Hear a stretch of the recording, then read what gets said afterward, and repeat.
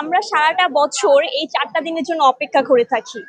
আর সত্যি কথা বলতে পরিবেশ মানে এইবার প্রত্যেকটাই পুজো মণ্ডপ আমার মনে হয়েছে যে অনেক সুন্দর করে করেছে তারা। প্রত্যেকটা মূর্তি, মায়ের প্রতিমা খুব আর্টিস্টিক আর খুব ভিন্ন রকম। পরিবেশটা আসলেই সুন্দর।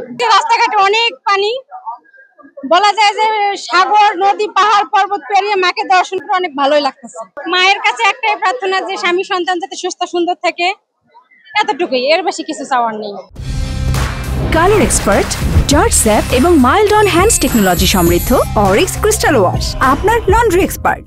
গতবারের তুলনায় এবার তো প্রত্যেকটা পুজো মন্দির এত সুন্দর করে সুসজ্জিত করেছে এবং প্রতিমাগুলো সবগুলো প্রতিমাই দেখার মতো, এবং মানে এবার সবাই খুব স্বতঃস্ফূর্তভাবে সবকিছু করছে। এত ভালো লাগতেছে যে সকালে বের হচ্ছি, সারাটা দিন আমরা মন্দিরে মন্দিরে কাটিয়ে দিচ্ছি, বাসায় আর ফিরতে ইচ্ছে করছে না। গতবার ভয়ের কারণে অনেকে বের হতে পারেনি, এবার সেই তুলনায় ভিড় অনেক বেশি। না, কোনো ঘাটতি নেই। কয়টা পূজা মণ্ডপ ঘোরা হয়েছে? আমি এখন পর্যন্ত 2টা পূজা মণ্ডপ ঘুরছি।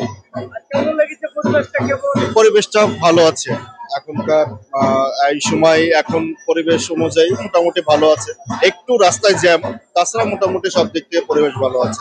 কয়টা পূজা মণ্ডপে গিয়েছেন? এখন পর্যন্ত 2টা। কেমন লাগছে? অনেক ভালো, সবাই সিস্টেমেটিক চলতেছে, যদি এইভাবে চলে তো ভালোই। মা দুর্গার কাছে চাই দেশ ও পরিবারের সবাই যে যেখানে থাকুক ভালো থাকুক, এটাই হলো চাওয়া।